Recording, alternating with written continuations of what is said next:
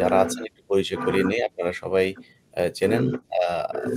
আমাদের ২ জনকে তো জানেনই, ওনাদের আর পরিচয় করালাম না। আমাদের নতুন অতিথি যিনি আছেন, brigadier general ATM Ziaul Hasan. Ziaul Hasan ওই সময় আ জ আ পিলখানার হত্যাকাণ্ডের সময়টাতে তিনি ডিএমআই হিসেবে দায়িত্ব পালন করেছেন। Director military intelligence. সো তিনার কিছু দায় এখানে আছে। তিনি যেহেতু সেই জায়গাতে ছিলেন, তিনারা কি দায়িত্ব পালন করেছেন, দায়িত্ব পালনে কি ব্যর্থ হয়েছেন কিনা, বা সেখানে কাদের কারণে এত বড় একটা ঘটনা ঘটলো অথচ ঠেকানো গেল না কেন? এটা নিয়ে আমরা তার কাছে যাবো। আমরা শুরুতেই আ আ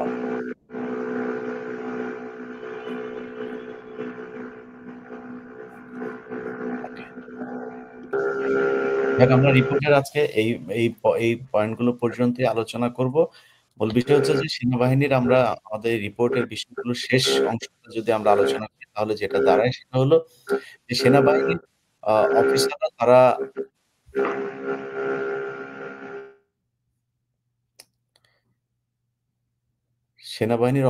তারা বিভিন্ন নারীদের সাথে অপকর্ম করলেও সমস্যা না। সাবেক সেনাপ্রধান জেনারেল শফি তার বিরুদ্ধে বাহিনীর ভেতরের অনেক সেনা কর্মকর্তাকে নানান ধরনের প্রলোভন ফাঁদে ফেলে তারপর ধর্ষণের অভিযোগ উঠেছে।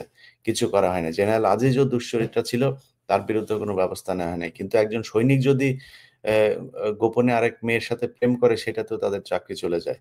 তো এই একই অবস্থা বিডিআর সৈনিকদের উপরেও চলেছে, যে সৈনিকদের উপরে অ্যা লঘু পাপে গুরুদণ্ড দেয়া হতো, কিন্তু সে অফিসাররা এই লুটপাট, চুরি, বাটপারি এগুলো করেছে।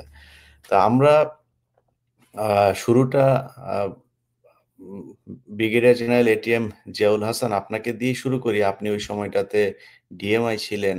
আপনাদের সেনা কর্মকর্তাদের বিরুদ্ধে যে এত অভিযোগ, আপনাদেরকে সেই সময় চিরকুট দেওয়া হয়েছে, যে লিফলেটগুলো তখন বিতরণ করা হয়েছিল যে কি ঘটতে পারে সেটা আগে থেকেই আলোচনা হয়েছে। আপনারা পাল্টা লিফলেট বিতরণ করেছেন। এই যে এতগুলো বিষয় ঘটলো, এই সেনা কর্মকর্তারা এত দুর্নীতিতে জড়িয়ে পড়ল, ডাল ভাত থেকে শুরু করে বিভিন্ন জায়গায়। এটা কি আপনারা সেনাবাহিনীর ঊর্ধ্বতনরা জানতেন না?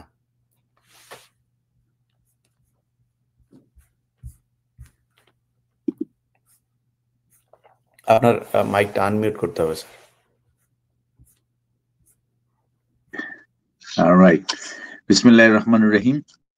এবং সকলকে আসসালামু আলাইকুম, এবং এই শোর যারা দর্শক শ্রোতা আছেন তাদেরকে এবং আমার সহ আলোচকদেরকে সালাম দিয়ে এবং হোস্টকে সালাম দিয়ে আমার বক্তব্য শুরু করছি। আমি সেনাবাহিনীর ডাইরেক্টর মিলিটারি ইন্টেলিজেন্স না, ডাইরেক্টর মিলিটারি অপারেশন ছিলাম।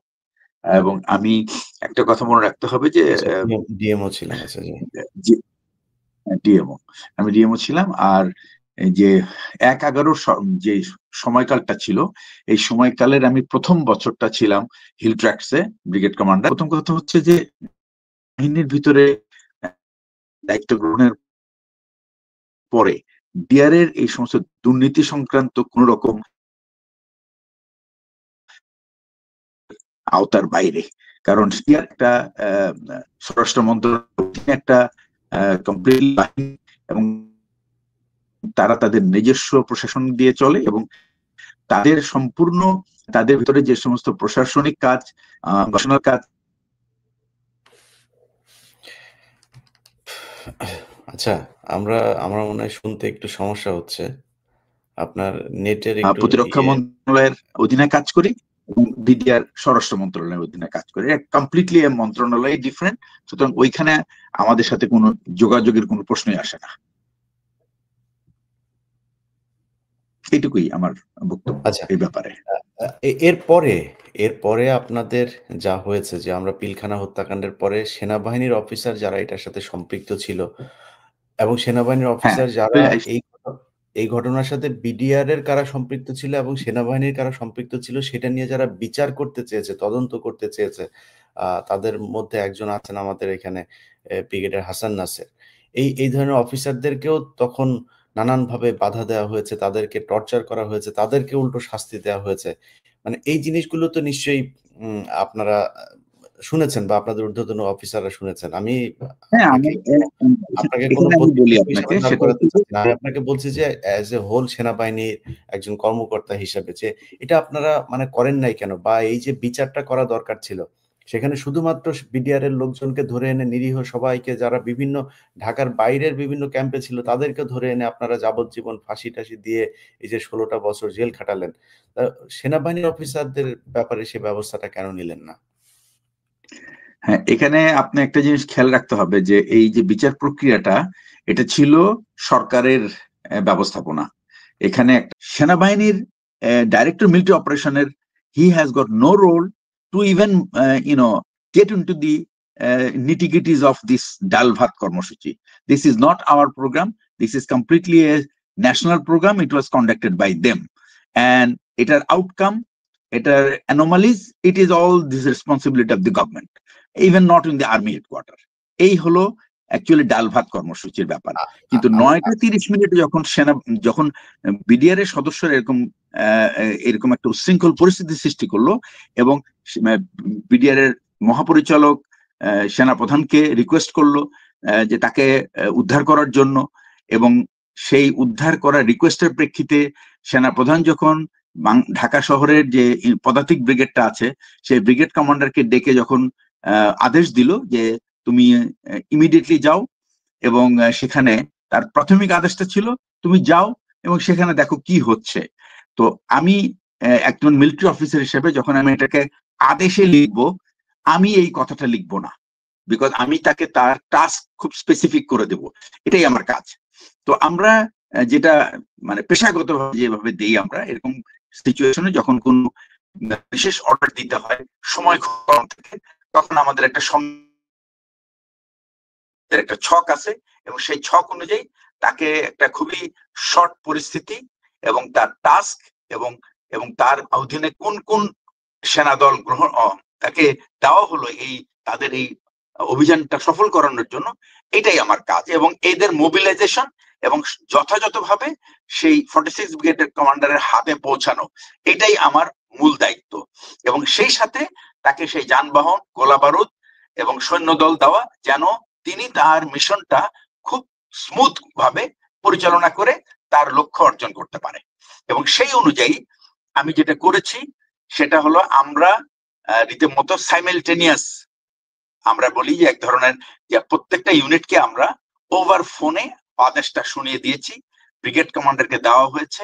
ব্রিগেড কমান্ডার নিজের অপারেশনাল স্টাফ সাথে করে নিয়ে গেছেন, যেন সেখানে যদি ফার্দার অর্ডার দিতে হয় তাহলে আমি একটু পরিষ্কার করি স্যার, আপনাকে আমি মানে কি ঠিক মতো হয়েছে, যা আপনারা ঠিক মতো করেছেন তা তো করেছেন, কিছু ঠিক মতো হয় নাই, মানে সে ঠিক মতো হয় নাই কি কারণে এই ইয়েটা হলো। আমি আপনাকে কিন্তু মানে ব্যক্তিগতভাবে যে আপনি ডিএমও হিসাবে আপনাকে কোনো দায়িত্ব আছে আমি সেটা হিসাব করি না।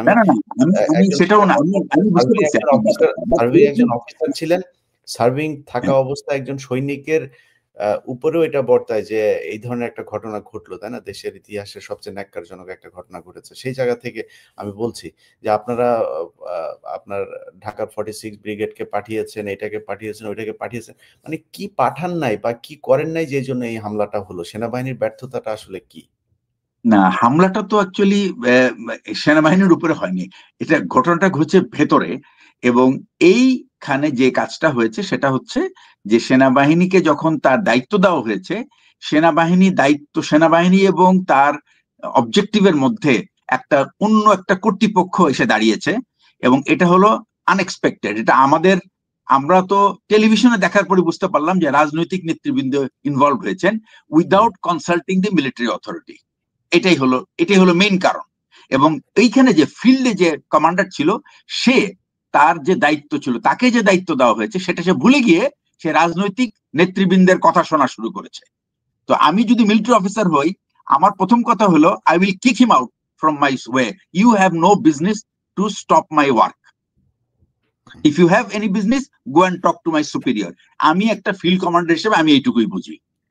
সো মানে ফিল্ড কমান্ডার যে ছিল, যাকে দায়িত্ব দেওয়া হয়েছিল, তার কাজ ছিল ওই পলিটিক্যাল লিডারদের সাথে আলাপ আলোচনা, তাকে ব্রিফিং না করে উনি বরং উনাকে পেছনে সরিয়ে দিয়ে উনার মিলিটারি যারা সাবঅর্ডিনেট ছিল তাদেরকে ব্রিফিং করে কাজ করার কথা ছিল। আচ্ছা, আমি দেখি আমাদের ব্রিগেডিয়ার জেনারেল হাসান নাসের স্যারের কাছ থেকে একটু সরাসরি জানতে পারি কিনা।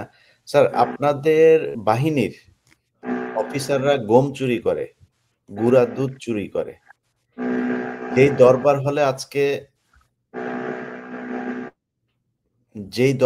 আজকে এই ঘটনা, আমি রিপোর্টের কিছু, কিছু অংশে পড়লাম।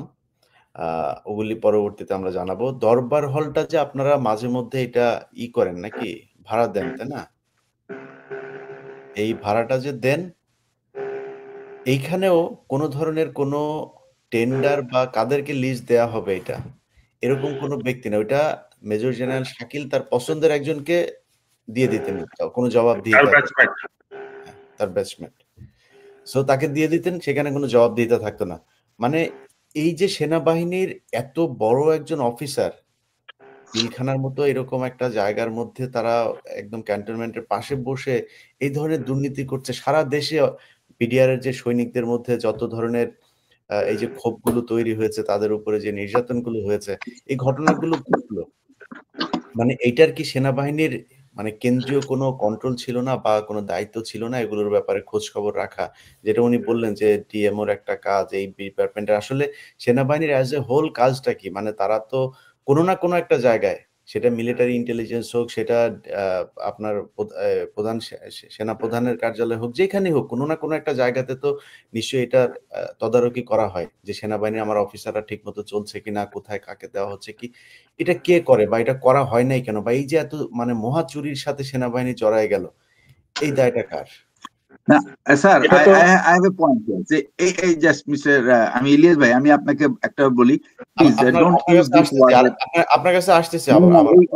তার আগে আমি একটু বলি প্লিজ, এই ওয়ার্ডটা ইউজ করা যে সেনাবাহিনীর অফিসারের চুরি, এই ফরগেট, মানে just don't do this kind of word use. I just don't like this words. সেনাবাহিনী কিভাবে তাদের অফিসারদেরকে কন্ট্রোল করে, we have seen for last 33, 34, 30 years. Please, হ্যাঁ, এই ঘটনা সত্য না? Not correct. ও, এটা দিস আপনি ইজ নট কিভাবে কারেক্ট। এটা আপনি কিভাবে নো, জানেন? It's not correct. এটা কিভাবে জানেন? তাহলে সেই টাকা গেল কোথায়? মেজর জেনারেল শাকিলের সেই টাকা কই? এই যে অপারেশন ডাল ভাতের টাকাগুলো এটা চুরি আমি হলো, জানি, সেই বিকজ টাকা the people who R responsible, যারা দায়িত্বে ছিল, এই সমস্ত এইগুলি, ইট ওয়াজ নট কারেক্ট, ইট না, ওয়াজ না, আমি জাস্ট বললাম যে অ্যাপ্রোপ্রিয়েশন এই যে অনিয়মের চুরি করা টাকাগুলো, জেনারেল এই যে শাকিল এন্ড হিজ ফ্যামিলি, কিছু না। আপনার কথা আসলে বোঝা যাচ্ছে না। আমি পরে আপনার কাছে আসি এই বিষয়টা নিয়ে। যাই হোক, আমরা ব্রিগেডিয়ার হাসান নাসির আপনার কাছে যাই। আ অপারেশন ডাল ভাতের টাকা পয়সা। আরেকটা জিনিস, অনিয়ম ইজ অনিয়ম, অনিয়ম কিন্তু চুরি না, অনিয়মটা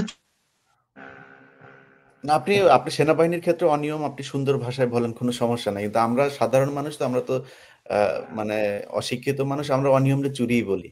আমাদের সমাজে চুরিই বলে। এটা চুরি। আপনি আপনার মতো সুন্দরভাবে ভাষায় বলেন। যেহেতু ডিওএইচএস এ থাকেন, আপনারা অন্য ভাষায় বলেন, কোনো সমস্যা নাই। আপনারা যেটা করবেন সেটাই হালাল। বিডিআর এর পিলখানায় আপনারা আ করেছেন। বিডিআর এর সদস্যরা যেই মিটিং এ ছিল, সেই মিটিং এ আর্মির সদস্যরা ছিল। সে আর্মির সদস্যদের মিটিং গুলোতে আর্মিরা যে ছিল, সেখানে আর্মিকে আটক করা হয় নাই। আর্মি ১৬ বছর জেল খাটে নাই। ১৬ বছর বিডিআর জেল খেটেছে। আপনাদের সুন্দর করে কথা বলতে পারেন আপনারা, সেটা বলেন, কোনো সমস্যা নাই। কিন্তু আমাদের সমাজে এই আটা চোর বলে এটাকে। এই যে পিলখানার বিডিআর এর যেই আ ডাল ভাতের যেই অপারেশন, এটারে আমরা আটা চোর বলি। সো আমরা আটা চোর হিসাবেই বলছি। আপনি আপনার মতো বলেন, কোনো সমস্যা নাই। হাসান নাসের। জি, ধন্যবাদ আমাকে আমন্ত্রণ জানানোর জন্য। আমি এখানে এই ডাল ভাত সম্পর্কে যেহেতু একটু ভিতরের তথ্য জানা আছে, সেজন্য আমি কিছু তথ্য বলবো, যেটা হয়তো প্রথমবার হইতে পারে, বা আমার নিজেরও ধারণা, বা আমার রিএস্টিমেশন বলতে হবে এই রিপোর্টের পরিপ্রেক্ষিতে। এই কর্নেল কামালকে যে দায়িত্বটা দেওয়া হয়, হু ইজ কর্নেল কামাল, ওর যদি কার্যক্রমগুলো আমরা বিবেচনা করি, তাহলে আমি মনে করি এটাই ছিল এই বিডিআর হত্যাকাণ্ডের পটভূমি। এই বিডিআর কে ডিসক্রেডিট করা, ডাল ভাতের মাধ্যমে যে কাজটা হয় পরিকল্পিতভাবে, যেটা এসছে কর্নেল মুজিব এবং জেনারেল শাকিলের সাথে মিলে কামাল যেটা করেছে, কামালের একটা লিঙ্ক আছে, যেটাকে আমরা এখন জেনারেল ফজলু যেটা প্রকাশ করেছেন ভারতের লিঙ্ক, কামাল কিন্তু একজন established agent of that group. তো সেই হিসেবে সে যদি এই ডাল ভাতের কার্যক্রম পরিচালনা করে থাকে এবং সে যদি এই যে 354 কোটি টাকার ডিলে যদি সে থেকে থাকে, আমার ধারণা এইখানে যে অনিয়মগুলো হয়েছে সেও করেছে, সেও বেনিফিটেড হয়েছে এবং সে বিডিআর ডিজি এবং কর্নেল মুজিবকে যদি এ ব্যাপারে কোনো বেনিফিট দিয়ে থাকে, এটা পার্ট অফ দি প্ল্যান। এবং এটা তারাও যদি ট্র্যাপে পা দিয়ে থাকে, এটা বুঝতে হবে যে এটা দে লস দি মানে দে গট ট্র্যাপড। এবং সেই পরিপ্রেক্ষিতে আমি বলবো যে এই ডাল ভাতের এই কার্যক্রম অনিয়মটা এস্টাবলিশড, বাট এই তথ্যগুলা প্রথম কমিশন যখন হয়, আমি যেটাতে সদস্য ছিলাম, এই তথ্যগুলা মোটেও আমাদেরকে দেওয়া হয় নাই। কামাল এসেও খুব সিম্পল একটা ওই যে ঠিক মামুন খালেদ বা জিয়ার যে স্টেটমেন্ট ওই কমিশনে ছিল, মানে দেখেছি, করেছি, খেয়েছি টাইপ স্টেটমেন্ট তারা দিয়ে চলে গেছে, and nobody asked a question। ওইটা লিপিবদ্ধ করে ছেড়ে দেওয়া হয়েছে, বিকজ উদ্দেশ্য ছিল যে পটভূমি, কারণ এবং সুপারিশ, এই তিনটা, যেটা ব্রিগেডিয়ার জিয়া ঠিক মতো বলতে পারে নাই। মূল ওই কমিশনের কাজ ছিল এটা। তো সেই হিসেবে ওই কাজটাই তারা করেছে। এইখানে আমি এই জন্য বলতেছি যে আপনি যেটা বলছেন এটা কারেক্ট, এবং এটাতে পরিকল্পনার একটা অংশ বিডিআর কে ডিসক্রেডিট করা হবে ডাল ভাত দিয়ে, এবং সে কামাল এটার মূল আর্কিটেক্ট, এবং তাকে দিয়ে যে এজেন্সির সাথে তার যোগাযোগ সেটা করছে। কামালের আরো অনেক ইতিহাস আছে যেটা এই মুহূর্তে বলার হয়তো প্রয়োজন নাই, আরো অপকর্ম। যেটা ওনার ধারাবাহিকতায় যদি আমরা আসি, যে বিডিআর এর শুধু তো ডাল ভাত না, ডাল ভাত ছাড়াও ধরেন দরবার হল, এই যে দরবার হলটা যে আপনার ভাড়া দেওয়ার বিষয়টা এখানে উঠে এসছে, আরো আরো বেশ কিছু বিষয় আছে। আমি যেমন আসলে ইলিয়াস ভাই, আমি এই মিলিটারি ইন বিজনেস যখন প্রথম বিএমটিএফ আর্মি নেয়, সেটাই কিন্তু ইনিশিয়েশন বলতে পারেন। তার আগে সেনা কল্যাণ সংস্থা ছিল, খুব ছোট আকারে ইউনিট লেভেলে ক্যান্টিন চলতো, ছোটখাটো ইনস্টিটিউশন চলতো, একটা হয়তো ক্লাব চলতো, এই পর্যায়ে ছিল। That was the initiation. এটাও কিন্তু পার্ট আর্মিকে করাপ্ট করা। আর্মিকে করাপ্ট করার প্ল্যান হচ্ছে এই বিভিন্ন কর্পোরেট বিজনেসের মধ্যে আর্মিকে ঢোকানো, এবং তারপরে আত্মীয়দের ফেভার করা, আত্মীয় মানে বন্ধু বান্ধবদের ফেভার করা, এবং ইট বিকাম এ প্র্যাকটিস। আর্মিতে এটা এখন যেহেতু huge number of business enterprise আছে, এবং এইটার থেকেই মনে হয় এই ডিপিএম, এইখান থেকে আইডিয়া হয়তো হাসিনা নিয়েছে, ডিপিএম, ডাইরেক্ট পারচেজ মেথড। এইটাতে মাধ্যমে মানে আমি ডাইরেক্টলি কাউকে ডেকে তার সাথে ডিল করতে পারি।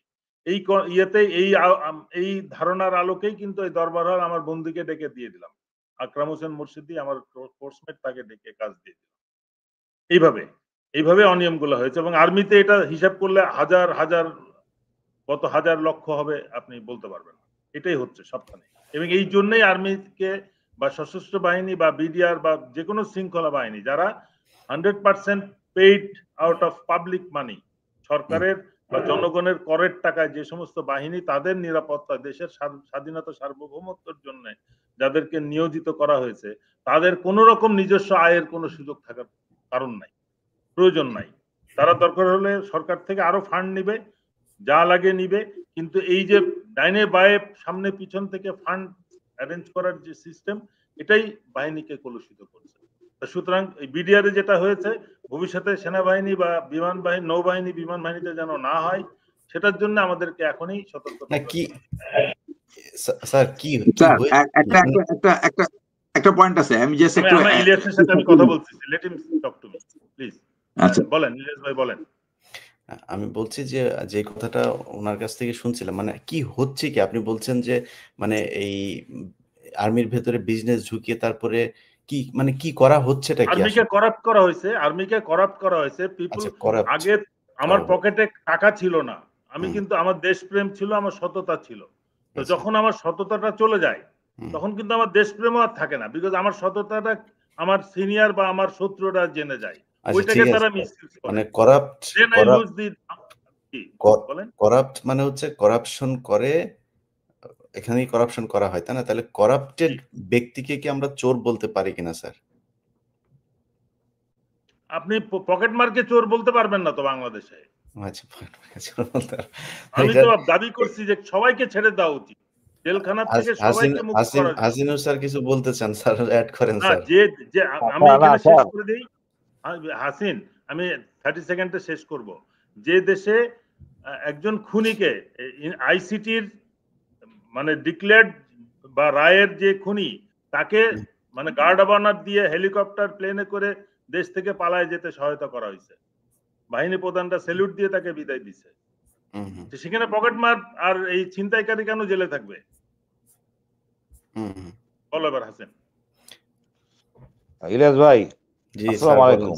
স্যার ঢুকলাম আর আপনার আমি আপনার কাছে ওটাতে আমরা একটা সুন্দর ওয়ার্ড শুনতে চাই। মনে করেন যারা চুরি করে, দুর্নীতি করে, এদেরকে কি বলা যায়? একটা সুন্দর একটা ওয়ার্ড দেন। আপনাদের ডিওএইচএস এ যারা থাকে তাদের জন্য একটা আলাদা ওয়ার্ড দেন স্যার। আমার মনে হয় এদেরকে আমরা সম্মানিত চোর বলি, কি আর বলবো। আচ্ছা, সম্মানিত চোর, এটা এটা একটা ভালোই পাওয়া গেছে, সম্মানিত চোর। বলেন। করে দেখেন, সেনাবাহিনী আমরা বেতনে চলবো, আমার সম্পর্ক ব্যাংক ম্যানেজারের সাথে যদি কিছু কোটি টোটি লাগে, আমি যখন এই অনিয়মের মধ্যে জড়াবো, বকশিস, কমিশন, গিফট, আমার সামরিক পেশাগত দিকটা আমি হারাবো। আমি আরো কট্টর, আমি যতদিন চাকরি করব আমার বাচ্চা কাচ্চা বিদেশে পড়বে না, তাহলে আমি জিম্মি বাচ্চার জন্য। আমি কিন্তু অন্য কালচারের মানুষ না, বাঙালি কালচারে আমার বাচ্চা অসুস্থ হলে আমি অসুস্থ হয়ে যাই, আমার বউ অসুস্থ হলে আমি অসুস্থ হয়ে যাই। তো আমি যদি দেশের জন্য থাকি নিবেদিত, আমি দেশেই থাকবো। এই জন্য দেখেন, ভালো ভালো স্কুল কলেজ কিন্তু আমাদের আছে আর্মির, এরপরও আমরা বাচ্চাদেরকে বিদেশে পাঠাই এবং ব্যক্তিগতভাবে আমার পেশাটাকে আমি জিম্মি করে ফেলি। আমি এরকম কট্টর। ইলিয়াস ভাই, মূল ইস্যুতে আসি আমি।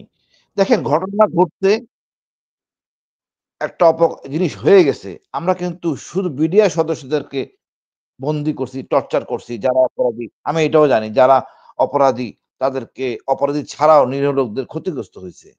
কিন্তু সেনাবাহিনী অফিসারকে জড়িত ছিল না, ডিজিএফ কেন অ্যারেস্ট করা হয় নাই? আচ্ছা, ঠিকলাম, ওটা পরে। যখন এটা হলো হোম মিনিস্ট্রির দায়িত্ব, বাংলাদেশের ভিতরে কোথাও কোন রকম কোন জায়গায় কোনো ঘটনা ঘটলে দায়িত্ব হলো হোম মিনিস্টারের। হোম মিনিস্টার আন্ডার হলো কে? র্যাব। র্যাব ওই দিন হাফ অ্যান আওয়ারও না, আর অল্প সময়ের মধ্যে কেটে চলে গেছে। র্যাবকে ফেরত আনা হয়েছে। কে আনছে? কর্নেল রেজা, মানে মেজর জেনারেল রেজা নূর। এই ভদ্রলোক, ওনার চেইন অফ কমান্ড মানেন নাই। ওনার চেইন অফ কমান্ড হলো গিয়া ডিজি র্যাব এবং হোম মিনিস্টার। উনি চেইন অফ কমান্ড মানেন নাই। উনি চেইন অফ কমান্ড না মেনে সরাসরি যমুনাতে গেছেন তারেক সিদ্দিকীর আদেশে। হুইজ তারেক সিদ্দিকী? সেটা এই চেইন অফ কমান্ড এবং বিজনেসের মধ্যে নাই। এই লোকটাকে এতদিন ধরা হয় নাই কেন? এখন কেন বলতে হলো? সেনাবাহিনী জেনারেল জানতেন না? সবাই জানতেন, চুপ করেছিলেন। এই লোকটা তো প্রথমে ফাঁসি দেওয়া উচিত ছিল, আদেশ পালন করেন নাই। উনার জন্য এত অফিসার মারা গেছে, হয়তো ৩-৪ জন মারা গেছিল। বাকি ওই অফিসাররা বিদ্যমান, শামসুজ্জামান টামরা আছে। তারপর এরা কথা বলছে গুলদারের সাথে, গেটের সামনে দাঁড়ানো, এই ঢুকতে দেয় না এই ভদ্রলোক। আমার কথা হলো, এই লোকদের দৃষ্টান্ত পানিশমেন্ট দরকার। এতদিন লাগলো, ১৬ বছর। তাও ওই হাসান নাসির স্যার, আমরা শহীদ মিনারে বসে চিল্লাচিল্লি করে এই জেনারেলকে আমরা নিয়োগ দিচ্ছি, কি দিতে হবে? তাকে দিতে রাজি না, অনেক কষ্ট করে। অ্যাটলিস্ট আমি সেলুট জেনারেল ফজলু কে, উনি অ্যাটলিস্ট কমিশন করে বলতে পারছেন যে ভারত জড়িত আর সেনাবাহিনীর কিছু অফিসার অনিয়ম, অনেক অফিসারের অনিয়ম, যে নামগুলি দেওয়া হয়েছে। এই যে কর্নেল কামাল সম্বন্ধে বলি, সে সম্পূর্ণ রয়্যাল এজেন্ট, স্যার পরিচয় করে নাই, পরিষ্কার রয়্যাল এজেন্ট। স্যার এই ইনভলভমেন্ট হলো শুরু থেকে পরিকল্পিত। না, আমি এটা বলছি তো, জেনারেল ফজলু যার কথা বলছে, যে দেশের কথা বলছে, তার ওই এজেন্সিরই তো এজেন্ট সে। না, এইখানে এই কামাল স্যারই সব করা, এই ইন্টেলিজেন্সের কাজ, সৈনিকদের খেপানো, টাকা পয়সা ২ নম্বরই করা। সুতরাং আপনাকে পরিষ্কার হইতে হবে, এদেরকে ছাড় দেওয়ার কোনো অবকাশ নাই। তারপরে মনে করেন জেনারেল এই যে হাকিম, জেনারেল হাকিম ফরেস্ট ব্রিগেড করেন, স্যারকে আমি বারবার বলতে জায়গা মতো আসেন, ওটা আমি ঘুরাইলে হবে না। তো ওইখানে হাকিম স্যার গেছে, হাকিম স্যার ব্রিগেড কমান্ডার, কিন্তু সে তার কথা, সে আদেশ পালন করে নাই। সে আদেশ শুনছে জেনারেল ওয়াকারের, সে তো ব্রিগেডিয়ার, সে কেন মেজরের কথা শুনছে? হোয়াই? সে বলতেই পারে আত্মীয়, স্যার যায়েন না, সে তো তার শোনা উচিত না? দায়িত্ব জেনারেল হাকিমের। হাকিম আদেশ পালন করে নাই। ওইদিকে রেজানুর আর এদিকে হাকিম স্যার। হাকিম স্যারকে আমি জিজ্ঞেস করছি, স্যার কেন যান নাই? উনি পরিষ্কার বলছেন, জেনারেল ওয়াকার আমাকে ঢুকতে মানা করছে, আপা যাইতে মানা করছে, এমন মোবাইলে শোনাচ্ছে ওনারে, উনি যান নাই। উনি নতজানু অফিসার, উনি ব্রিগেড কমান্ডার, উনি ছিল ক্যাপ্টেন হওয়া, উনি মেজরের কথা শুনছেন, দেয়ার ভাই দেশ বিপদে। আমরা এগুলি গ্রহণযোগ্য না। আপনি যে ব্রিগেডিয়ার দায়িত্ব নিছেন, আপনি ডিএম আদেশ দিচ্ছে, আপনি ঢুকবেন ভিতরে। আমি সেদিনকে শুনলাম যে ডিএমের বিরুদ্ধে ডিএম দায়িত্ব পালন করে নাই, খুঁজে পাওয়া যাচ্ছে না। এগুলি কতটুকু সত্য না সত্য, আসলে কার দায়িত্ব ছিল, কে ব্যর্থতা, পরিষ্কার করতে হবে তো। এখানে ফাইল করে রাখা হয় নাই। ঢাকা ক্যান্টনমেন্ট থেকে আধা ঘন্টা লাগানো যাইতে ওখানে, আর আমাদের অফিসে মারা গেছে, আমাদের বউ বাচ্চারা নির্যাতিত হয়েছে। এখন এর মধ্যে তারপরে মনে করেন এই অফিসারদের মনে করেন তারপর সত্য মামলা 5 জন অফিসার কত নিপীড়ন হয়েছে, জেল হচ্ছে, এখনো আমাদের এইগুলিকে আমরা রেগুলাইজ করতে পারিনি। এই জেনারেল ওয়াকার ওই সেট আপ এখনো রয়ে গেছে। আল্লাহ ডক্টর ইউনূসকে দিছে, বাট ওনার সাহস দেয় নাই, ওনার হেডম নাই, ন্যায় বিচার প্রতিষ্ঠা করতে পারতেছেন না। এতক্ষণ তো থাকার কথা না। বাহার সাহেবকে এখন আটকে রাখছে কেন, উনি অ্যারেস্ট করে নেই কেন আইজিবি বাহার? আমি তো কিছু বুঝতেছি না। এত কিছু বাইক করে দিতেছে, তারপরও কাজ করতে পারতেছেন না আমাদের ডক্টর ইউনূস। ওনার পদত্যাগ করে চলে যাওয়া উচিত। অনেক প্রমাণ দেওয়া হয়েছে, কাজ হচ্ছে না। নিরীহ অনেক লোক বিডিআর আছে। আমি বলছি, আমি জেলখানে গেছিলাম ভাই, আমার পরিষ্কার বলছে সেলিম, স্যার আমাদের মারা কোনো কথা ছিল না, এটা হওয়ার উচিত ছিল না। এই দেখেন স্যার গাড়িটা, খয়েরি রঙের গাড়িটা, পিক আপ, এখানে দিয়ে মারা হয়েছে। কই, এটা আমার বলতে হবে কেন? এই অফিসাররা ছিল, যেন মাইনুরকে ধরা উচিত, অ্যারেস্ট করা উচিত। উনি তো এর পরে গেছেন, তাকে অ্যারেস্ট করে লইতো, কিন্তু সরকার চায় নাই, মিডিয়া চায় নাই, তদন্ত কর্মকর্তারা চায় নাই। মুখ বন্ধ করো, মারো, এই জিনিসটা না বাইর হোক।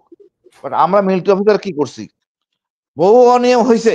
আমরা আমাদের পরিবারদেরকে ঢুকাই, কলেজ ইউনিভার্সিটি ঢুকাই অনৈতিকভাবে টাকা নেওয়ার জন্য। এটা মানবো না। আমি মনে করি, আমি কেউ বলবো, অফিসার বলবে না, সৈনিক তো ঠিকই বলবে। বিডিআর স্কুলের দায়িত্ব ছিলেন না ম্যাডাম, কেন ঢুকাইছেন? সেনাবাহিনী জানে না উচিত না, এই জিনিসটা করা উচিত না? প্রত্যেকটা স্কুল থেকে, মানে আমি এইসব জিনিস আমাদের জিনিস বলতে চাই না, আমাদের সংস্কার হওয়া উচিত। যেখানে আর্থিক সুবিধা আছে, এখান থেকে সব অফিসারে সরে আসা উচিত। যে বেতন ভাতা দেয়, এটাই থাকবেন, এটা থাকবেন না। লজ্জার কথা, অনেক কিছু শোনা যায়, কেন আমি এটা শুনবো, আমার নিজের লজ্জা লাগে।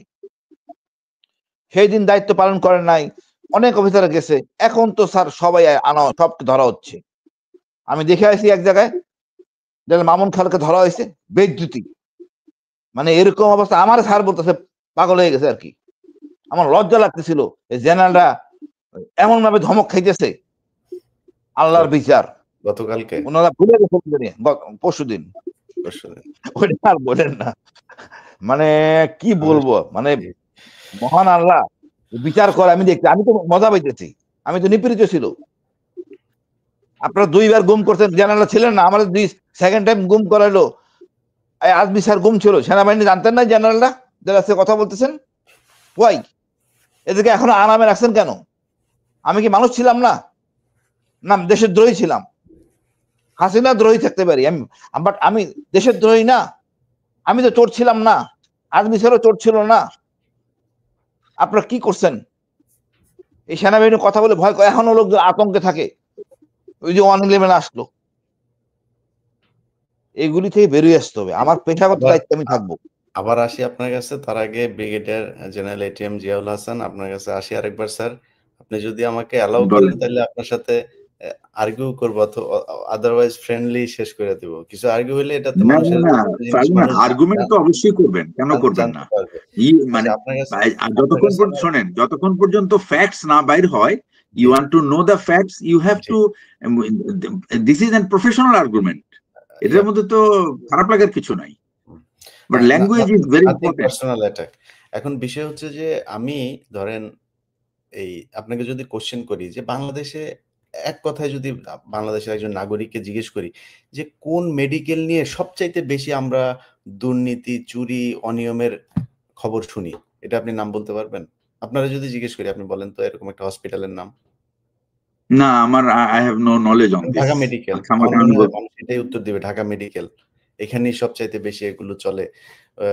ওষুধ পায় না মানুষ, এই সমস্যা, ওই সমস্যা, অভিযোগ আছেই। আচ্ছা, এটা ধরেন একটা। আপনি বাংলাদেশের ওষুধ প্রশাসন অধিদপ্তর, এটা ডিজি কে? আপনাদের একজন মেজর ব্রিগেডিয়ার জেনারেল। আচ্ছা, আপনার বিডিআর এর যে এত সারা দেশে যে এত বা ফেনসিডিল এত কিছু ঢোকে তো তাই না স্যার? এটা তো সত্যি কথা তাই না? না হলে আমরা এত বা হুম, ফেনসিডিল পাই কোত্থেকে? আমার বাড়ি একদম সীমান্তে। হুম। আমি চুয়াডাঙ্গার একদম সীমান্তে বড় হয়েছি। আমি দেখেছি যে প্রতিদিন চিনি, লবণ, তারপরে এই ফেনসিডিল তো আমাদের এখানে ধরেন মানে আমি যখন ছোট ছিলাম ওই সময়টাতে আমরা দেখেছি যে মানুষ ওই অনেকটা ধরেন মুদির দোকানেও কিনতে পায়। এটা কোনো ব্যাপারই না ওইখানে। তো এই যে আপনাদের এটার কমান্ডিং অফিসার কারা? সেই সেনাবাহিনী। আচ্ছা আমরা সেগুলি যদি বাদও দেই, আজকে যে বিষয়টা নিয়ে আমরা কথা বলছি যে পিলখানার হত্যাকাণ্ডের কথা। পিলখানার হত্যাকাণ্ডে এই যে কর্নেল মুজিব যেটা বিভিন্ন সময় আমরা শুনেছি যে উনি একজনের কথা বললেন রেজা নু রেজা নূর, যে কিনা র‍্যাবের রেজা নূর এডিজি। আরেকজন হচ্ছে শামস। লেফটেন্যান্ট কর্নেল শামস আপনাদের 13 বোধহয় ব্যাটালিয়নের বোধহয় সিও রাইফেল ব্যাটালিয়ন। জি। তো ওই ব্যাটালিয়নের সিও ছিল। এখন এই যে সবগুলো জায়গাতে স্যার আর্মির নামগুলো আসলো যেটা হাসান নাসের স্যার বললেন যে আপনারা বিভিন্ন জায়গায় এই ব্যবসায় যতক্ষণ জড়িয়ে যাচ্ছেন মানে পৃথিবীর বিভিন্ন দেশে সেনাবাহিনীকে কেন এই সিভিল থেকে আলাদা রাখা হয়?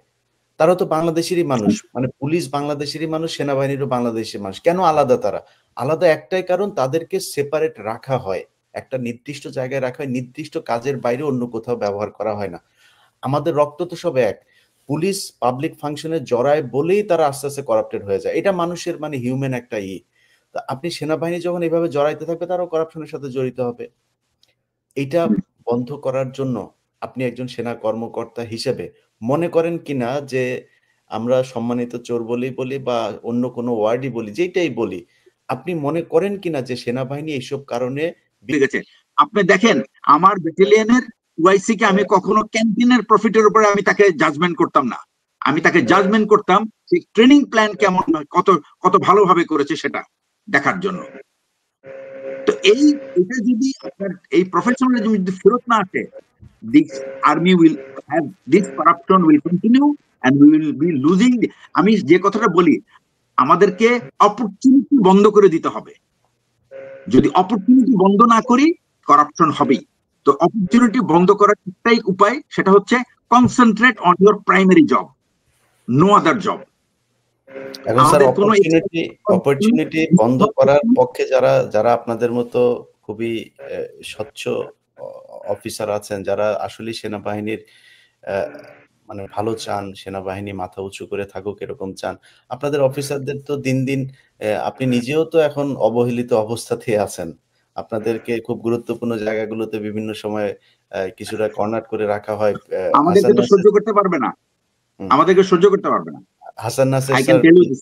পিএনজি হয়ে আছেন। আমি জানি না আপনি পিএনজি হয়েছেন কিনা। এই যে আমিও PNG half PNG. PNG. So এই যে আপনারা এগুলো করার কথা বলার কারণে আপনারা কর্নার। তার মানে যারা এই করাপশন করবে তারাই এখন সেনাবাহিনীর মূল নেতৃত্বে। এখন আমরা তো তাহলে তাদেরকে করাপ্টেড বলবোই। সেই ক্ষেত্রে সেনাবাহিনীকে আমি সুন্দর আপনাকে জাস্ট ভাষায় একটা কথা বলি, আপনাকে একটা ছোট্ট কথা বলি। বিএমটিএফ এর যে এখন কমান্ড্যান্ট আছে, আই মেট হিম বছর খানেক আগে, এবং তার কথা হলো স্যার এইখানে যা হচ্ছে this is not my job actually. আমি জানি না স্যার এই প্রতিষ্ঠানটা কেন এইভাবে রাখা হয়েছে। না ঠিক আছে। এখন আপনার কথার প্রেক্ষিতে আমি প্রশ্ন করি সেটা হচ্ছে যে আমরা চোর বলার ক্ষেত্রে আমাদের কর্নেল হাসিনুর স্যারের কাছ থেকে আমরা একটা একটা সুন্দর শব্দ পেয়েছি সম্মানিত চোর। সেই ক্ষেত্রে দুর্নীতিবাজ বলার ক্ষেত্রে আমরা কি ব্যবহার করব? একটা বিশেষণ যুক্ত করে আপনি দেন। দুর্নীতি বলেন, দুর্নীতি বলেন, বলতে পারবো। আমি আপনাকে বলি সেটা হচ্ছে আপনাকে প্রুফ করে বলতে হবে দুর্নীতি। You can't just tell me যে আপনি অফিসার, সব অফিসার চোর। প্রমাণ আমি সব অফিসার এই কথা আমি বলেন এখানে হাসান নাসের বলেন, হাসিনুর স্যার বলেন, যারাই আছেন এখানে। আচ্ছা আরেকটা কথা বলি, ইলিয়াস স্যার শুনেন, আমি আপনাকে একটা কথা বলি, সেটা হলো আমি জানি স্যার এগ্রি করবে, হাসিনও এগ্রি করবে। আমরা আমাদের গ্যারিসনে আমরা যখন ইয়াং ছিলাম, লেফটেন্যান্ট ক্যাপ্টেন, যদি শুনতাম যে কেউ মিসঅ্যাপ্রোপ্রিয়েশন বা চুরি বা ঘুষের কারণে তার বিরুদ্ধে শৃঙ্খলাজনিত ব্যবস্থা নেওয়া হয়েছে, ওই অফিসারটা থাকতো সেগ্রিগেটেড, সে একটা আইসোলেটেড মানুষ, কেউ তার সাথে কথা বলতো না। আমরা সামাজিক ভাবে তাকে বয়কট করতাম। That was the spirit of the army at that time. G sir. আমি আশা করি হাসিন এবং স্যার দুজনে এগ্রি করবেন। আমি দেখেছি, আমি নিজে চোখে দেখেছি যশোরে 84, 83, 82, 83, 84-তে যে অফিসারদের এরকম ডিসিপ্লিন কেস অথবা সাজা হয়ে ফেরত আসছে, তারা এটা গ্যারিসনে এটা একটা খবর, এবং মানুষ একজনই বা দুইজন 100-150 অফিসারের মধ্যে, এবং সে একটা আলাদা মানুষ, তার সাথে কেউ কথা বলে না, সামাজিক ভাবে বয়কট করা হয়। কিন্তু আজকে আপনি যান, আপনি এই পরিস্থিতি দেখবেন। জি, ব্রিগেডিয়ার হাসান নাসের। জিয়া যেটা বলছে, ব্রিগেডিয়ার জিয়া যেটা বলছে এটা সঠিক, বাট এটা তো এখন কেউ শুনতে বা বিশ্বাস করতে রাজি না। বর্তমান প্রেক্ষিতে সিচুয়েশনটা ঠিক রিভার্স হয়ে গেছে। এখন যারা ভালো মানুষ তারা চুপচাপ ঘরের কোনায় থাকে, তারা একেবারে চুপ হয়ে গেছে, কোনো কথা বলার সুযোগ পায় না। যে যত বেশি দুর্নীতিবাদ, যত বেশি অপকর্ম করছে, তার তত বুক ফুলিয়ে সে হাঁটে এবং তত বেশি সাহস এবং ইয়েটা দেখায়, মানে ক্ষমতা সে প্রদর্শন করে, এবং তাকে সেনাবাহিনীতে সবাই উচ্চ পদে অধিষ্ঠিত হইতে দেখে। তো এই কালচারটা শুরু হয়েছে কিন্তু ওইখান থেকে। আমি মনে করি ওই যখন 96-এর পরে জেনারেল মুস্তাফিজকে যখন বাড়ি থেকে নিয়ে এসে সেনাপ্রধান বানানো হয়, উনি বিএমটিএফ কে তখন আর্মি সেনাবাহিনী দিয়ে অ্যাকোয়ার করান, এবং তখনই কিন্তু দাবি অনেকেই ছিল, যে অনেকে, তার মধ্যে আমি একজন স্ট্রং দাবিদার ছিলাম যে সেনাবাহিনী যেন কোনো বিজনেসে ইনভলভ না হয়। এবং আলটিমেটলি এই 24 অগস্ট থেকে যখনই, মানে আমি মনে প্রথম 21শে অগস্ট রাওয়াতে যখন ডিপ্রাইভড অফিসারদের সাথে আমি বসছি, তাদের গল্প কথা শোনার পরে ওইখানেই কিন্তু আমি বলেছিলাম যে সশস্ত্র বাহিনীর পূর্ণাঙ্গ রিফর্ম প্রয়োজন। আমি ব্যক্তিগতভাবে ফিল করেছিলাম, বাট এই 16 বছরের যে অফিসারদের প্রতি যে অন্যায় অবিচারটা হয়েছে, সেটার ব্যাপকতা দেখে কিন্তু ওইখানে আমি বলেছিলাম। ওইখানের যদি আপনার ভিডিও রেকর্ড দেখেন, ওইখানে আমি আমার শেষ কথার বক্তব্যের শেষ ছিল যে এইটা যদি আমরা ভবিষ্যতে বন্ধ করতে চাই, তাহলে সশস্ত্র বাহিনীর ব্যাপক রিফর্ম প্রয়োজন। তারপরের থেকে রাওয়া আমাদের প্রোগ্রাম করা বন্ধ করে দিল। তখন আমরা প্রেস ক্লাবে যাওয়া শুরু করলাম। প্রেস ক্লাবেও কিন্তু আমরা জাতীয় নিরাপত্তা এবং সশস্ত্র বাহিনীর ভবিষ্যৎ সংগঠন নিয়ে আমরা আলাপ করেছি। ওখানেও আমরা একই দাবি করছি। এই যে আজকে যে কর্নেল হাসিম যেটা বললো বা জিয়া যেটা বলতেছে, এই যে সমস্ত ব্যবসার মধ্যে ইনভলভ, আমরা কিন্তু একই কথা, ওই ইন্দোনেশিয়ার এক্সাম্পল দরকার কেন? আমি রিয়েলাইজ করবো আমার সমস্যা কি। আমি রিয়েলাইজ করছি যে সব ব্যবসা প্রতিষ্ঠানটাকে ক্লোজ করতে হবে। মানে 5-6 হাজার রিটায়ার্ড অফিসার আছে, কোয়ালিফাইড অনেক লোক আছে অবসরপ্রাপ্ত বা যোগ্য, যারা চাকরি পায় না, তারা এই সমস্ত এন্টারপ্রাইজে চাকরি করবে। Why a serving officer, and that too বিভিন্ন, এই যে যেটা বললেন মেডিকেল কলেজে, সিটি কর্পোরেশনে, রাজুকে, বিভিন্ন জায়গায় যারা যাচ্ছে। একটা খারাপ উদাহরণ দেই, আমি ফিকটিশিয়াস ধরতেছি যে আমার কথাটা সত্যি না।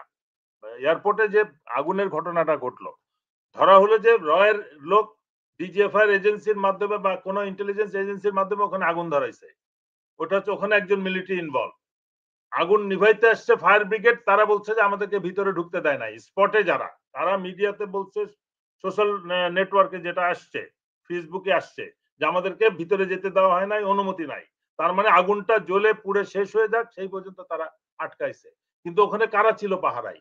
একটা huge number of air force people. এখন আগুন নিভাইতে আসছিল কিন্তু ওইখানে ফায়ার ব্রিগেডও আর্মি। এখন যখন কমিটি গঠন করা হলো, তখন কমিটির কাছে কিন্তু সব বক্তব্য পাল্টায় গেল, এবং এই পাল্টানোটা সম্ভব হলো যে না, আমরা তো সময় মতো ঢুকছি, তার আগেই শর্ট সার্কিটে সব পুড়ে গেছে। এই যে একটা মানে নেক্সাস, এই যে সবাই মিলে একটা মানে কনক্লুশন ড্র করতে বাধ্য করলো যে শর্ট সার্কিটে এয়ারপোর্টের আগুনটা ধরছে। এটা সম্ভব হয়েছে।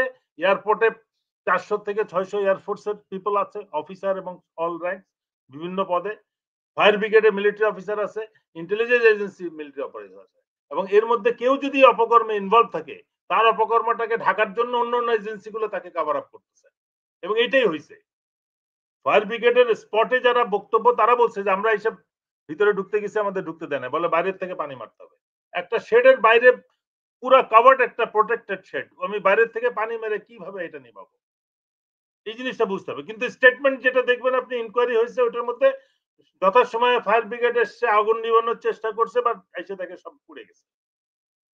এটা সম্ভব হয়েছে। কিন্তু 3 বাহিনী যদি আলাদা থাকতো, ফায়ার ব্রিগেডে যদি এক্সক্লুসিভলি ফায়ার ব্রিগেডের লোক থাকতো, তাহলে কিন্তু এই ইনস্ট্যান্টলি পরদিন কিন্তু স্টেটমেন্ট চেঞ্জ করা সম্ভব ছিল না, বা ইনকোয়ারিতে এইভাবে একটা, এই প্রত্যেকটা ক্ষেত্রে তাই হচ্ছে। এখন আপনি দুর্নীতি দমনে যাবেন, ওখানে একজন ব্রিগেডিয়ার সাহেব বসা আছে, সে তখন ওইখানে প্যাচ আপ করে দিবে, ফাইল তারে দিয়ে দিবে যে আপনার বিরুদ্ধে অভিযোগ আসছে, অমুক অমুক কমপ্লেন করছে, ওদের ধরেন, ওদের পিটান, ওদের হয় টাকা পয়সা দিয়ে চুপ করান, নাহলে ওদের সন্ত্রাসী দিয়ে দেশ ত্যাগ করান। This is what is going on. আমি মনে করি যে যেটা ইয়ে বলছে, যেটা আমার ইন্দোনেশিয়ার থেকে দরকার নাই। I think we have suffered enough. বাংলাদেশের মানুষ অনেক সাফার করছে, আর আর সাফার করার কোনো সুযোগ নেই, এরপরে আর দেশ থাকবে না যদি আমরা নিজেদেরকে নিজেরা সংশোধন না করি। তো সুতরাং সমস্ত রকম, আমি আর্মিতে যত খুশি গলফ খেলবো, কিন্তু আমার গলফ ক্লাবে গলফ কোর্সের মধ্যে কোনো ডিপ্লোমেট আসবে না। সে স্পয়নেজ অ্যাক্টিভিটি করতেছে, সে আমার অফিসারদেরকে হান্ট করতেছে। আমার গলফ কোর্সের স্পন্সর বিজনেসম্যান করবে কেন? যখনই একটা বিজনেসম্যানের 1000 কোটি টাকার ট্যাক্স ফাঁকি ধরা হয়, কাস্টমস ধরবে, পরদিন সে একটা আর্মি গলফ ক্লাবে এসে একটা বিরাট একটা টুর্নামেন্ট অর্গানাইজ করে দিবে, এবং তার আর এনবিআর আর তার কাছে আসবে না।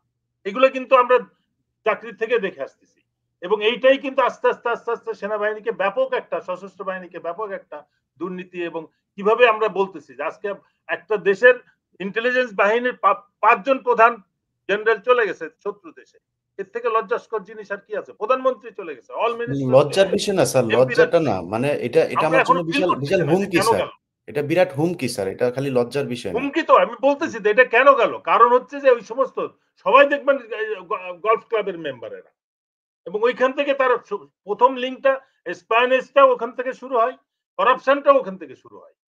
এই জিনিসগুলো আমাদেরকে রিয়েলাইজ করতে হবে যে কোত্থেকে এগুলো ঢুকতেছে, কারা এগুলো করতেছে। এবং আমাদের এটা আমি আমার যেখানে যেখানে আছে, এই যে যেটা বললো কমিশন দিয়ে, কমিশন গঠন, এটা আমরা কিন্তু প্রথম থেকে দাবি করে আসতেছি। প্রেস ক্লাবে একাধিক আমরা প্রেস কনফারেন্স করেছি, যেটার মধ্যে দাবি ছিল সশস্ত্র বাহিনীর ব্যাপক সংস্কার করতে হবে। এই সংস্কারের দন্ত সাও তো এখনো পর্যন্ত আমরা করতে পারিনি। আমরা দেখলাম যে ওই আইসিটির যারা মানবতার বিরুদ্ধে অপরাধী যারা, তাদেরকে এসি বাসি করে নিয়ে আসা হচ্ছে এবং তাদেরকে ভিআইপি কমপ্লেক্সের মধ্যে রাখা হচ্ছে। দ্যাটস এ ভিআইপি কমপ্লেক্স, যে বিল্ডিং এ তাদেরকে রাখা হয়েছে। এটা তো বাকি চিফ জাস্টিস বা অন্যদের জন্য প্রযোজ্য না। বাংলাদেশে তো এমপি, মিনিস্টার, আরো অনেক হাই অফিসিয়ালসরা এখন জেলে আছে। না, খালেদা জিয়ার মতো ব্যক্তি জেলে ছিল, সরাসরি জেলে, ওনাকে কি বাসায় তার জন্য নাইলে সাব জেল হইছে, ঠিক আছে, but not for a major or a lieutenant colonel or brigadier or somebody else. আমাদের বুঝতে হবে আমাদের না খালেদা জিয়ার স্যার, খালেদা জিয়ার যে সাব জেলের বিষয়ে, মানে ওইটা তো এই ওনাদের এই ক্যাটাগরির ওয়াইফাই ইলেকট্রিক ডিভাইস, আমি 111 এর সময় ইট ওয়াজ গুড, বাট পরবর্তীতে যেটা রাখা হয়েছে সেটা মানে একেবারে তাকে কষ্টের মধ্যে রাখা হয়েছে। সেটাও জেলই ছিল, লিটারালি জেনারেলরা ছিল চাকরিতে, তখন তাদের ফেস কথা কোথায় ছিল, এত বড় বড় কথা কোথায় ছিল? আমাদের আর কোনো অপশন নাই। আমরা যদি দেশকে বাঁচাইতে চাই, সশস্ত্র বাহিনীকে অবশ্যই সংস্কারের আওতায় আনতে হবে, সমস্ত রকম সিভিল এমপ্লয়মেন্ট থেকে তাদেরকে ক্যান্টনমেন্টে ফেরত আনতে হবে।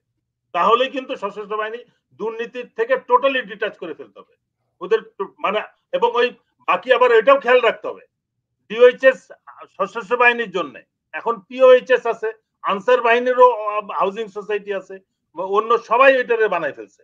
মানে সশস্ত্র বাহিনী যে ড্রেস পরে পুলিশও পরে, আনসারও পরে, ওই সিকিউরিটি গার্ডরাও একই ড্রেস পরে।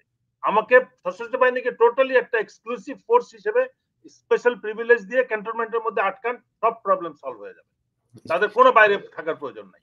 এই ধরনের বিডিআর এর ঘটনা নাইলে কিন্তু আবার ভবিষ্যতে ঘটবে, সেটা কোন গ্যারিসনে, কোন ইয়েতে, থানায়, কোন পোস্টে, নোবডি নোজ।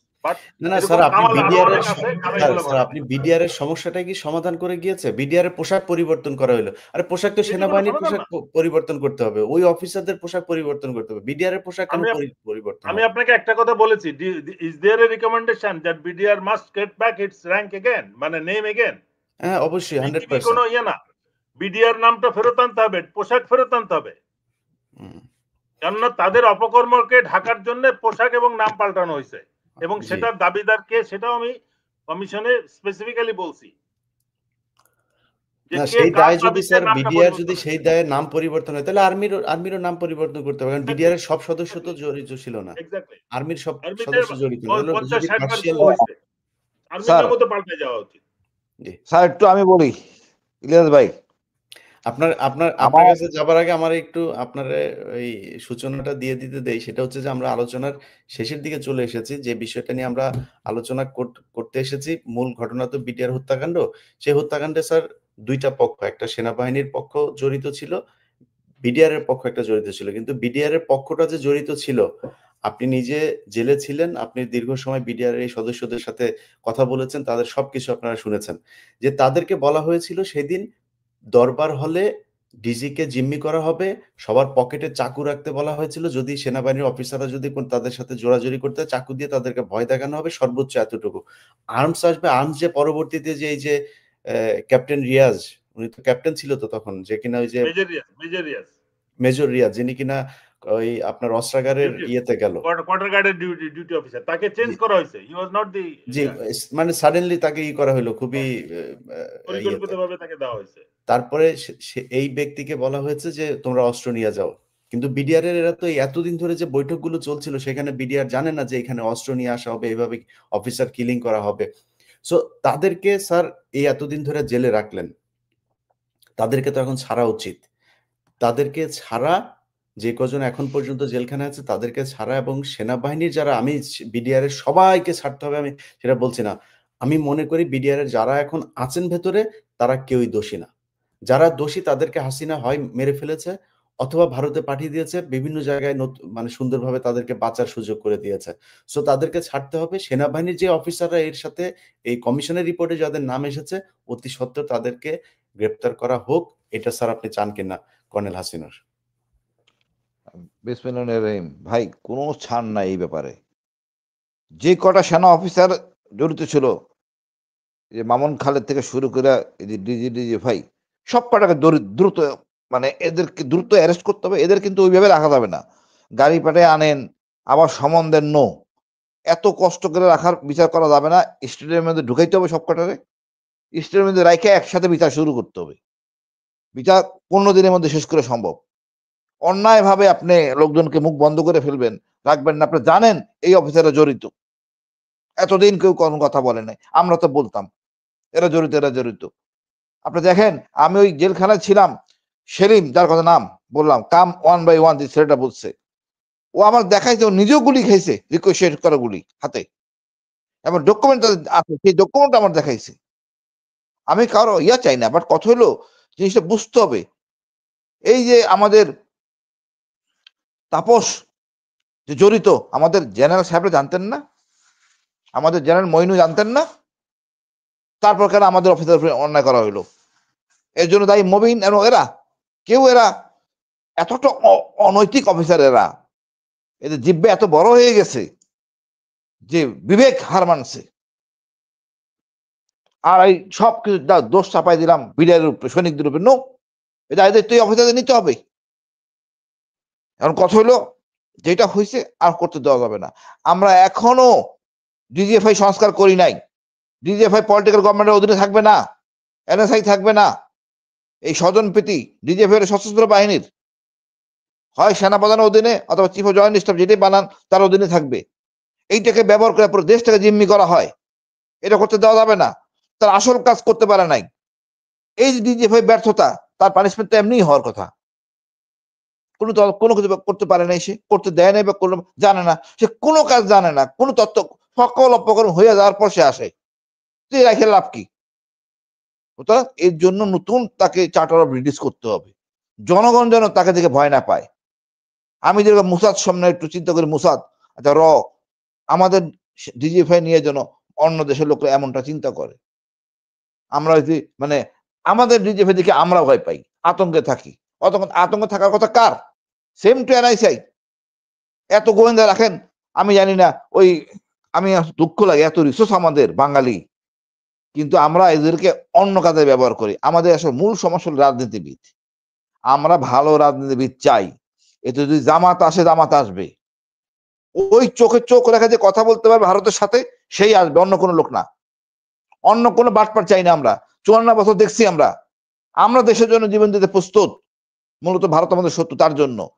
কিন্তু আমাদের রাজনীতিবিদরা ভারত প্রেমে আসক্ত। এই রাজনীতিবিদ আমার দরকার নাই। এই শহীদ জিয়া সময়টুক ছাড়া বাকি সবটাই ছিল গড়বড়ে। মইনুল আহমেদ। সমস্যা হয়েছে স্যার, ধরেন ওই যে বললাম যে যখন ব্যক্তি স্বার্থ চলে আসবে, ধরেন আমি ভারতের হয়ে কাজ এই যে কর্নেল মুজিব, আমি যতটুকু জানি, আপনারা আমাকে কারেকশন করেন ভুল করলে, কর্নেল মুজিব এই পুরো ঘটনাটা জানতো। কর্নেল মুজিব এইটা জানতো যে জেনারেল শাকিলকে মেরে ফেলা হবে, কিন্তু তাকে যে মেরে ফেলা হবে সেটা সে জানতো না।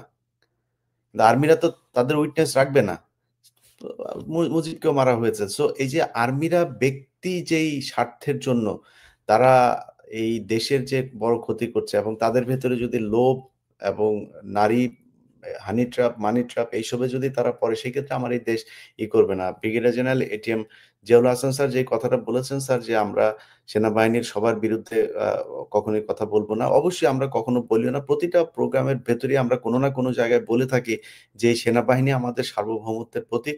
এই সেনাবাহিনী যদি দুর্বল হয়ে যায় তাহলে এই দেশ টেকবে না। এই সেনাবাহিনীকে ঠিক হইতে হবে, আমরা সেটাই চাই স্যার। আপনার সাথে আজকে যদি তর্ক করতে চাইতাম, অনেক তর্ক করা যাইত। সবচেয়ে বড় তর্ক যেটা করা যায় স্যার, যে আপনি সেনাবাহিনী, আপনার সেনাবাহিনীর ক্যান্টনমেন্টের ভেতরে আপনার সেনাবাহিনীকে গুম করা হয়েছে।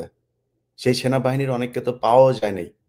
সেনাবাহিনীর অনেকে দেশ ছাড়তে বাধ্য হয়েছে। যেই তাপস এই হত্যাকাণ্ডের সাথে জড়িত, সেই তাপসের উপরে গ্রেনেড হামলার আরেক নাটক সাজিয়ে সেনাবাহিনীর ৫ জন কমান্ডোকে আপনারা বাংলাদেশ থেকে বের করে দিয়েছেন। আজ পর্যন্ত না, সে এগুলি অফিসারদের তো শোনেন, এগুলি কিন্তু সব তদন্তে আসছে, কমিশন বের করেছে, এবং এটা যে রিকমেন্ডেশন করেছে আমি মনে করি এটা একটা খুবই ভালো কাজ হয়েছে। এবং আমি কখনোই ওই ৫ জন অফিসার, আমি তাদেরকে খুব কাছে থেকে দেখছি, আমি তাদের সাথে আমার personal before they were involve, এই ৫টা অফিসারই ছিল ইন্টারোগেশন টিমে, এবং তারা মানে খুব দ্রুত তথ্য বের করতে পারতো, এবং বের করে এই যে তাদের যে এই যে কর্মস্পৃহা এবং তাদের যে তৎপরতায়, এটাই তাদের জন্য কাল হয়ে গেছে, এবং এটাই তাদেরকে আলটিমেটলি টার্গেটে পরিণত করছে। অথচ এই অফিসারগুলি কিন্তু দিন রাত পরিশ্রম করে কিন্তু তারা সত্যিকার তথ্য বের করে ফেলছিল, এবং তারা বের করে ফেলেছিল যে কোন কোন পলিটিশিয়ানসরা এর মধ্যে ইনভলভ ছিল। এবং আমি মনে করি যে এখন প্রথম ইমিডিয়েটলি যে কাজটা করা উচিত, এটা এখন দেশবাসীর কাছে পরিষ্কার এবং সমস্ত সশস্ত্র বাহিনীর সমস্ত সদস্যের কাছে পরিষ্কার, আওয়ামী লীগ নামে যে রাজনৈতিক দল, এটা হলো সশস্ত্র বাহিনীর শত্রু। একটা রাজনৈতিক দল যদি একটা দেশের সার্বভৌমত্বের প্রতীকের প্রতি শত্রুতা থাকে, সেই দল কখনো রাজনীতি করার অধিকার রাখে না। এটাই হওয়া উচিত আমাদের প্রথম দাবি। আমি মনে করি সমস্ত ৩ জন যে কর্মরত বাহিনী প্রধান আছে, তারা তাদের বিবেকের কাছে প্রশ্ন করুক যে আওয়ামী লীগ যদি এই কাজ করে থাকে, তাহলে তাদের সম্মিলিত দাবি সরকার প্রধানের কাছে যাওয়া উচিত যে ইমিডিয়েটলি অর্ডিন্যান্স জারি করে এটা বন্ধ করেন এই দলকে। আর আমি মনে করি অবসরপ্রাপ্ত যারা আছে, আমরা সবাই একত্রিত ভাবে আদালতের দ্বারস্থ হয় এবং তাকে আইনগতভাবে সারা জীবনের জন্য, নাজিরা যদি সারা পৃথিবীতে নিষিদ্ধ হয়ে থাকে, আওয়ামী লীগ যে কাজ করেছে কোনো অংশে নাজিরের থেকে কম না। এবং তারা যে কাজটা করেছে, এইভাবে মানুষ হত্যা করে সাধারণ অফিসারদেরকে বিভিন্ন রকম ঘুষ দিছে, এই গাড়ির ইনস্টলমেন্টে দেওয়া, প্লট দেওয়া। ভাই, প্লট আমার দরকার নাই। এই প্লট ছাড়া এই দুই বাহিনীকে আমরা যদি প্লটের লালচাই বাহিনীদের ডিস্ট্রাকশন চাই, তাহলে আমরা we don't deserve to be part of the military force. জি স্যার, আপনার শেষ বক্তব্যের সাথে যদি এবং আমি মনে করি এটা একটা ইমিডিয়েট দাবি দেওয়া উচিত যে কমিশনের রিপোর্ট বের হয়েছে, এইটার বাকিদের বিরুদ্ধে আইনগত পদক্ষেপ নিয়ে তারা আইনের সাথে যুদ্ধ করে যদি তারা নিজেদেরকে নির্দোষ প্রমাণ করতে পারে ভালো। কিন্তু আমি জানি যে কমিশনের কাছে যে তথ্য উপাত্ত তারা উপস্থাপন করেছে, যে সাক্ষ্য প্রমাণ তাদের যারা ইনভলভ ছিল, এই হত্যাকাণ্ডে সহায়তা করেছে, নিজেদের ভাইদের জীবন বিপন্ন করেছে, তাদের জন্য পানিশমেন্ট ইজ মাস্ট। তাছাড়া এই ৭৪টা হত্যা, এই যে লাশের প্রতিবাদ, এই সমস্ত এদের আত্মত্যাগ এবং এই সমস্ত পরিবারের কাছে আমাদের মুখ দেখানোর কোনো সুযোগ নাই। এবং ভাই, বিডিআর মারা গেল, আপনি দেখেন এরপরে আমাদের একটা অফিসারকে, মেজর জাহিদকে আমাদের রূপনগরে হ্যান্ডকাপ লাগে পুলিশ মারছে, ভাবে কি ১ বছরের বাচ্চা সহ জেলে পাঠিয়ে দিছে। সেনাপ্রধান ছিলেন না, ডিজি ভাই ছিলেন না, আমি সব কটা বলবো কুকুরের বাচ্চা এগুলি। ওখানে জেনারেল বেল্লাল আর আকবর ছিল সম্মানিত সম্মানিত, মানে এরা কতটা জানোয়ার হইতে পারে জি একটা মেজর পোস্ট করা যাই, মানে এদেরকে সাইজ করার সময় হয়েছে। এই সেনাবাহিনীর জানাদের দরকার নাই, আমরা নতুন সেনাবাহিনী বানাবো, ইনশাল্লাহ করতে পারবো। আমাদের সেনাবাহিনী নারী নিয়া, যে নারী আর টাকা এই দুইটাকে আমরা ঘৃণা করতাম, কারণ সেনাপ্রধান যদি নারীর কাজ করে এক কোথায় যাবে দেশ? যেটা বলতে চাই যে সেনাবাহিনীর কথা যেটা স্যার বলেছেন যে আওয়ামী লীগ সবসময় সেনাবাহিনীর শত্রু, কিন্তু আমি যদি আমাকে বলতে বলেন মুখ খুলে, তাহলে আমি বলবো যে বর্তমানে আর্মি ইটসেলফ আওয়ামী লীগ। কারণ এই আর্মি এই 5 আগস্টের পরে সব আওয়ামী লীগের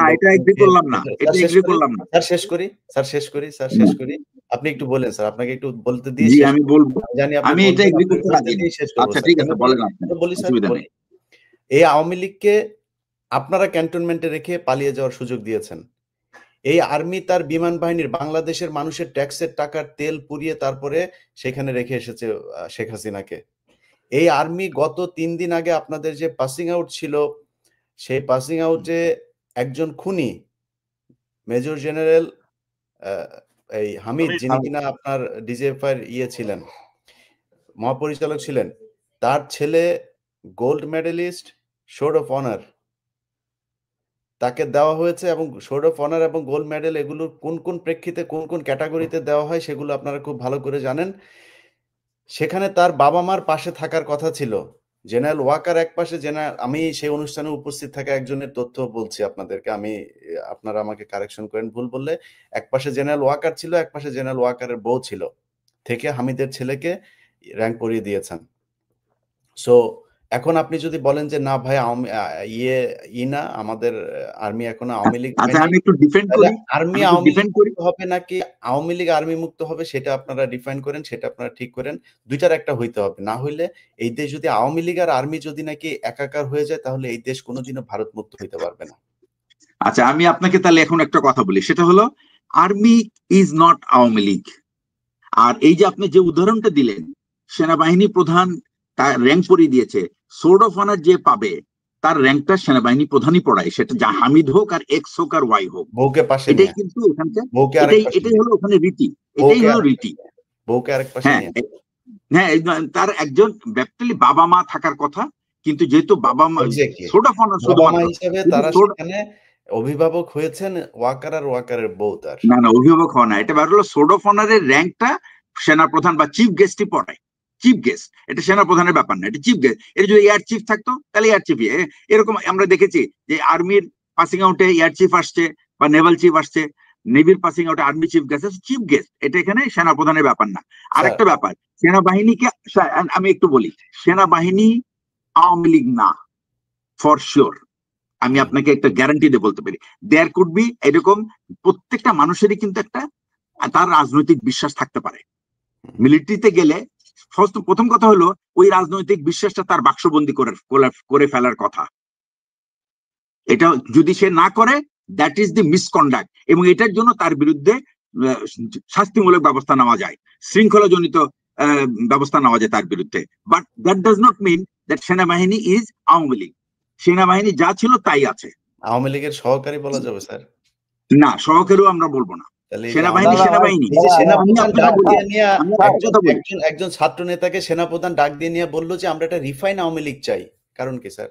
ওনারা তো আওয়ামী লীগ, এটা তার ইন্ডিভিজুয়াল অ্যাপ্রোচ থাকতে পারে, এটা তার ইন্ডিভিজুয়াল অ্যাপ্রোচ থাকতে পারে, বাট এটা চিফ বলতে পারেন এটা তার ইন্ডিভিজুয়াল অ্যাপ্রোচ।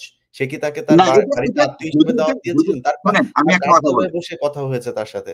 আচ্ছা, একটা বিলে আমি আপনাকে বলি, এটা কি আমি কি দেখেছি? প্রথম প্রশ্ন, আমি দেখি নাই। আমি কি শুনেছি? হ্যাঁ, অন্য আরেকজনের কাছ থেকে শুনেছি। আমি এই কথার উপর ভিত্তি করে সেনাপ্রধানের মতো একটা ব্যক্তিকে আমি এভাবে তাকে আমি স্যার, বুকে পাথর চাপার দেওয়ার কথা তো আমরা সরাসরি তার মুখ থেকে শুনেছি। বিডিআর এর কথায় ফুল স্টপ দেওয়ার কথা তার মুখ থেকে সরাসরি আমরা শুনেছি। এই যে জেনারেল সেনাপ্রধান থাকা অবস্থায় এখানে এই যে আয়নাঘর থেকে যে বের হলো, আয়নাঘর থেকে বের হলো তো 5 তারিখের পরে, 5 তারিখের সময় কি সে সেনাপ্রধান ছিল না? আচ্ছা, আমি আপনাকে তাহলে বলি একটা কথা, মানুষ মাত্রই কাদেরকে আটকানো হতো? এই হাসিনুর, কর্নেল হাসিনুরকে কেন আটকানো হয়েছে? কর্নেল হাসিনুর একমাত্র বলতে এই কারণে কর্নেল হাসিনুরের প্রতি এত ক্ষোভ। তার মানে ভারতের হয়ে কাজ করেছে তো ওই সময়ের কমান্ড। তাহলে স্যার আপনি ভারতের সেনাবাহিনী জানতেন না স্যার? এটা তো স্যার স্যার জানেন। আমার বলেন, আমি আদমি স্যার জিজ্ঞেস করছি, আপনি যে এই মেসে এমএসবি তো ব্রিগেড কমান্ডার ছিলেন, 40 ব্রিগেড কমান্ডার, কোন জেনারেল আছে বাংলাদেশ আর্মির যে আয়নাগঞ্জে ডিজে হইতেছে জানেন না? কোন জেনারেল? এমন কোন জেনারেল জানতেন না? এনারা কোথায় ছিলেন? তা আওয়ামী লীগ বলবে না কেন জেনারেলদের? উনি সব না ভাই, কর্নেল ফুল কর্নেল পর্যন্ত আমাদের ভাই আমাদের ইগো আছে, এরা কিন্তু দেশপ্রেমিক। উপরে যারা হালুয়া রুটি খাইছে এরাই হলো গিয়ে সমস্যা। এর মধ্যে ওই লোকগুলি বলবেন না, আমি কিন্তু আমি জানি না হাসিন বা নাসিরের সাথে কতটুকু যোগাযোগ আছে সার্ভিং অফিসারদের সাথে। আমি কিন্তু একটা দীর্ঘদিন সময় এই সমস্ত অফিসারকে গড়ে তোলার ব্যাপারে আমার একটা ভূমিকা ছিল। আমি তাদেরকে এই এখন গড়ে তোলেন, প্রতিবাদ করা একটা দায়িত্ব, প্রতিবাদ না করলে না আমি বলি তোমাকে, প্রত্যেকটা অফিসার, আমি বলবো ইলিয়াস ভাই, আমি শেষ করি কথাটা। আমি এইসব অফিসারদেরকে একেবারে সেই মানে ছোট কাল থেকে আমি দেখছি এই র্যাঙ্ক পর্যন্ত পৌঁছাইতে, এবং আমি আপনাদেরকে নিশ্চিত করে বলতে পারি যে এই সমস্ত অফিসার ইজ নেভার ওই আওয়ামী প্রেমী না ও বিএনপি প্রেমী না, তারা বাংলাদেশ প্রেমী এবং তাদের বাহিনী প্রেমী। কিন্তু যেগুলি আওয়ামী প্রেমী এবং ভারত প্রেমী তাদেরকে বের করে দেন স্যার, তাদের বের করে তারা চলে গেছে অলরেডি, তারা পালায় গেছে। ওই যেগুলি ভারত প্রেমী ছিল না তারা পালায় গেছে। সেলিম আজাদ কোথায় এখন? সেলিম আজাদের ব্যাপারটা ওই আমি তো বলতেছি না যে এখানে সবাইকে আমরা আর্মি সব ব্রিগেডিয়ারকে আমরা বা সব জেনারেলকে আমরা দোষারোপ করতে পারবো না। আপনি কি স্যার এটা সাপোর্ট করেন যে সেনাবাহিনীর এই খুনিরা এই যে এই সাব জেলের নামে এখানে ভিআইপি রুমে থাকবে, এটা সাপোর্ট করেন স্যার? না, আমি এই ব্যাপারটা আইনের দৃষ্টিকোণ থেকে আমি সাপোর্ট করি না। তাহলে কিন্তু কে রেখেছে স্যার? আর্মি এখন চাকরি তো রাখতে বাধ্য হয়েছে, তাই না? এখন কে রেখেছে? এই যে আমি আপনাকে একটা কথা বলি, এই যে আলাদা স্ট্যাটাস দেওয়াতে এটা আমি মনে করি সেনা প্রধানে নিজে ক্ষতিগ্রস্ত হয়েছেন, বাহিনীর বদনাম হয়েছে, দেশের মানুষের কাছে আমাদেরকে একটা অন্য জাত হিসেবে প্রমাণিত করেছে। আমরা আর এই দেশের মানুষের অংশ না। আপনাকে দায়িত্ব নিয়ে স্যার একটা কথা বলি, এটা খুবই অন্যায় হয়েছে। আমি আপনাকে বলি, শোনেন, একটা তথ্য দিচ্ছি, আপনার বলতে সুবিধা হবে স্যার। এই যে তাজুল ইসলাম আছে না, আন্তর্জাতিক অপরাধ ট্রাইব্যুনালের চিফ প্রসিকিউটর, আমি জানি ভাই, জানি এই ঘটনা, জানি তো। এই ব্যক্তিকে সেনাপ্রধান ডেকে নিয়ে গিয়েছিলেন। আমি জানি তো সবই। আপনি তাহলে সেনাপ্রধান তাহলে স্যার আপনি কেমনে সেনাপ্রধান আপনার আওয়ামী মুক্ত হইলো, ভারত মুক্ত হইলো? না আমি তো আপনি কিন্তু পুরো সেনাবাহিনীকে বলছেন আওয়ামী। আমি কোনোদিনও সেনাবাহিনী সবাই এটা কোন স্যার, আপনারাই তো সেনাবাহিনীর অফিসার স্যার। আমার সবচেয়ে মানে এটা বলবেন না। আমি আপনাকে এখনো বলি,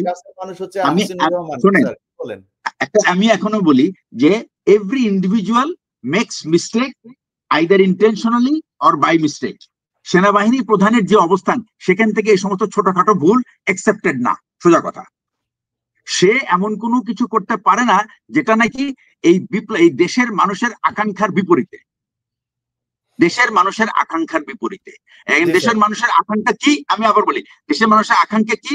দেশের মানুষের আকাঙ্ক্ষা হলো শেখ হাসিনাকে তারা ঝাঁটাই বিদায় করছে, সুতরাং যা কিছু তার করতে হবে সবকিছু হইতে হবে আওয়ামী বিরোধী এবং দেশপন্থী।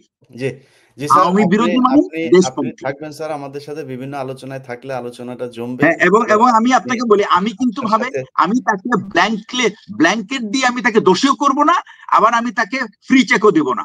সে যখন দোষ করছে, এই যে ফুল স্টপ বলছে বিডিআরে, এটা সে সেনাবাহিনী প্রধান হিসাবে সে সবকিছু জানে, তারপরে এটা বলা তার একটা বিরাট ভুল ছিল, বিরাট ভুল। এবং সেটা বলতে পারেন ওখানে যে সমস্ত অফিসাররা ছিল তাদের অনেকেই ছিল খুব ব্যথিত। তারা এই বিডিআর হত্যাকাণ্ডকে কোনোভাবে কেউ মেনে নেয় না। তাদের সামনে সেই কথাটা বলা মোটেই উচিত হয় নাই সেনাবাহিনীর অবস্থান থেকে, প্রধানের অবস্থান থেকে। আপনি বলছেন স্যার, আপনার মুখের কথাগুলো যদি অন্তত সেনাবাহিনী শুনেন, সেটাতে আমরা আমাদের এই দেশটা আমার মনে হয়। কিন্তু একসাথে আমরা কিন্তু সেনাবাহিনী প্রধানকে কিন্তু অপমানিত হইতে দেখতে চাই না। জি, উনি যদি ভুল করে, উনি নিজেই জানেন এটা। ব্রিগেডিয়ার হাসান নাসির স্যার, আপনি শেষ করে দেন। জিয়া থামলে পরে আমি কথা বলবো। জি থামছে স্যার, জি বলেন। আমার বিষয় হচ্ছে যে একটা পর্যায়ে আছে যেটাকে ভুল বলা যাবে না।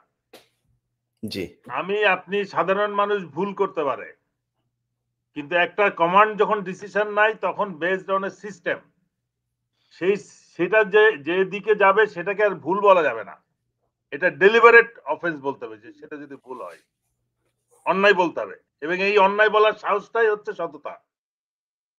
আমি সেনাপ্রধান বলে আমি তাকে বলবো না অন্যায় করছে, ভুল করছে, তাকে ভুল বোঝানো হয়েছে, উনি খুব ভালো মানুষ, একটার পর একটা তো ভুল হচ্ছে, দেশ ক্ষতিগ্রস্ত হচ্ছে, সশস্ত্র বাহিনী ক্ষতিগ্রস্ত হচ্ছে, এটা করতে দেওয়া যাবে না। ইলিয়াস ভাই যেটা বলতেছে আমরাও একই কথা, আমি হাসিন দীর্ঘদিন তো আমরা একসাথে ছিলাম, একই কথা বলেছি যে আর্মিতে যারা করাপ্টেড তাদের বিচার করা হোক, গুম খুনের সাথে যারা ইনভলভ তাদের বিচার করা হোক, আর আর্মির থেকে যে ন্যারেটিভটা ছাড়া হয় আমরা সেনাবাহিনীকে বদনাম করতেছি, সেনাবাহিনীর বিরুদ্ধে কথা বলতেছি, সেনাবাহিনীকে অপমান করতেছি, উই নেভার ডিড ইট। আপনিও যেরকম অপরাধী যারা তাদের নিয়ে কথা বলেন, আমরাও সেই একই কথা বলি যে এদের বিচার করা হোক। বিষয়টা হচ্ছে যে আর্মির কমান্ড এলিমেন্ট যে সিদ্ধান্ত নিচ্ছে, যে ওরিয়েন্টেশনে থাকে, সেটাই তো পরিচিতি। আমার সৈনিকের তারা মানে আওয়ামী লীগ না, তারা জাতীয়তাবাদী, তারা সৎ, এটা কিছু আসে যাচ্ছে না, কমান্ড ডিসিশন যেটা নিচ্ছে সেটা সবকিছুই সেটার পরিপন্থী বা সেটার বিপরীত, এটাই হয়ে গেছে আমাদের প্রবলেম। এবং সেটা যদি স্বৈরাচার সরকারের পক্ষে হয়ে থাকে, তাহলে কেউ যদি বলে যে সেনাবাহিনী স্বৈরাচারী, তাহলে তো ভুল না, সেনাবাহিনী আওয়ামী লীগ, তাহলে তো ভুল হবে না। কারণ আমরা যেটা কমান্ড এলিমেন্টের সিদ্ধান্ত যেটা দেখতেছি, অপরাধীদেরকে প্রোটেকশন দেওয়া হচ্ছে। আমরা এই যে আমার কথা আমি বলতে চাই না, আপনি যেহেতু বলছেন পিএনজি, আজ পর্যন্ত পিএনজি সেনাবাহিনী সেনানিবাস থেকে বহিষ্কার করা বা অবাঞ্ছিত হবে কারা? যারা দেশের বিরুদ্ধে কাজ করে, সশস্ত্র বাহিনীর বিরুদ্ধে কাজ করছে। এখন আইসিটি কোর্টে যাদের মামলা হয়েছে তারাও তো সেনাবাহিনী থেকে, ক্যান্টনমেন্ট থেকে বহিষ্কৃত হওয়ার কথা। গত গুম খুনের অপরাধী যারা, তারা না ক্যান্টনমেন্ট থেকে বহিষ্কৃত হবে? তারা থেকে বহিষ্কৃত হয় নাই, তাদের ক্যান্টনমেন্টের ভিতরে রেখে ভিআইপি সুটে রেখে এসি বাসে তাদেরকে কোর্টে আনা হচ্ছে। এই বিষয়টা হচ্ছে বিষয়। তার মানে এটা এই বাহিনী কাদের? ইলিয়াস ভাই যেটা বলতেছে, it is controlled by previous regime, সেটাই কিন্তু বলতেছে, এটা তো অপরাধ না। না স্যার, আমরা কমান্ডের কথা যদি স্যার বলি, আমরা যাদের কথা বলছি, দেখেন এই যে জেনারেল মোবিন যার হাত দিয়ে খালেদা জিয়াকে বাড়ি থেকে বের করে দেওয়া হয়েছে, এর আগ পর্যন্ত মানে আমরা তো সেনাপ্রধানদের নামও ঠিক মতো জানতাম না। তিনার কাজ করেন ক্যান্টনমেন্টে, তার কাজ ইন্টারনালি যা যা করার দরকার করেন, এর বাইরে আমাদের জানার দরকার নেই। অথচ তারপর থেকে এই যে আজিজ, শফি, ওয়াকার, এদের যে চরিত্র, তারা যা করছে, এটার কারণেই মানুষ সমালোচনা। এর আগে তো কোনো সেনাপ্রধানকে নিয়ে কেউ কোনো সমালোচনা করে না, বাজে কথা বলে না, কেন বলে না? এটা এগ্রি করি, আই এগ্রি দ্যাট, তারা তো লাইনে ছিল, এই কারণেই ছিল। যাই হোক স্যার, আজকে আলোচনাটা আরো একটু লম্বা হলে ভালো হতো। আমি একটু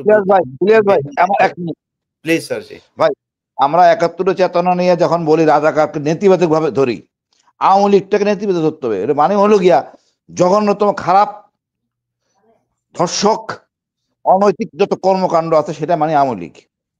এই আওয়ামী লীগ সব থাকবে। বীর প্রতীক স্যার, আপনি এই বিষয়গুলো নিয়ে অনুসন্ধান করেছেন, আপনি নিজে জানেন। আপনার একটা বক্তব্য আমরা কত এক অনুষ্ঠানে চালিয়েছি বাংলা এডিশনের যে ইয়েদের নিয়ে, বীরাঙ্গনা নিয়ে। আপনি সেইখানে আমরা এখন রাজাকার আর এই যুদ্ধ শহীদ নিয়ে কাজ করছি। রাজাকার তারাই করতো যারা এখন আওয়ামী লীগ করে, ওদের যারা শেষ মারা গিয়েছে তারা আওয়ামী লীগ করে। এই যে রাজাকার, এই দেশের যত ক্ষতিকর যা যেখানে যা আছে সবকিছু আওয়ামী লীগের। আওয়ামী লীগকে পরিষ্কার করেন, বাংলাদেশ পরিষ্কার হয়ে যাবে, সুন্দর হয়ে যাবে। সেটা সেনাবাহিনী বলেন, আরেকটু কথা বলি, আওয়ামী লীগ আপনি দেখেন ওই আমাদের খারাপ নমরুদ আর ফেরাউন ছিল খারাপ, তার বংশ তো খারাপ কিনা জানি না, কিন্তু শেখ বংশ মানে হলো গিয়া কুলাঙ্গার আওয়ামী লীগ, মানে খারাপ যত অনৈতিক জিনিস আছে সেটাই শেখ বংশ। ব্লাড খারাপ স্যার, রক্ত খারাপ। জি ধন্যবাদ তিনজনকে। ইনশাল্লাহ আমরা ধারাবাহিকভাবে বিডিআর এর এই ঘটনাগুলো নিয়ে করব। সবশেষ যেটা বলতে চাই, সেনাবাহিনীর যারা আমাদের এই বক্তব্য শুনেছেন, আমি আমার বিষয়টা পরিষ্কার করি, আমরা এই দেশে কখনোই সেনাবাহিনীর বিরুদ্ধে না। সেনাবাহিনীর ক্ষমতায় থাকুক, সেনাবাহিনী তাদের দায়িত্ব পালন করুক, কিন্তু সেনাবাহিনীর সেই দায়িত্বগুলো যেখানে তারা পালন করতে যাবে, আমি যদি জেলখানার কথা বলি, ব্যাপক অনিয়ম চলে, সেই জায়গাতেও কিন্তু সেই সেনাবাহিনীর একজন সর্বোচ্চ পদে কিন্তু তারাই আছেন। আপনি ভাই, আপনি যদি করতে না পারেন চলে আসেন, টেক দেম ব্যাক। আমার তো দরকার নাই সেই জায়গায় তারে বসায় রেখে আমার করাপশন আমার ঘাড়ে নেয়া। সো আমি এটাই বলতে চেয়েছি যে সেনাবাহিনী তাদের দুর্নীতিমুক্ত অফিসারদেরকে নিয়ে একটা সুন্দর সেনাবাহিনী হবে। আপনাদের কাছে আমাদের এই দেশের দায়িত্ব, আপনারা যদি নাকি মানে দায়িত্ব পালন করতে না পারেন, আমরা সারাদিন কথা বলে এই দেশকে আমরা ঠিক রাখতে পারবো না। সো আপনাদের প্রতি আমাদের সেই ভালোবাসা, সম্মান সবকিছু আছে, যেন থাকে সেই ব্যবস্থা করবেন।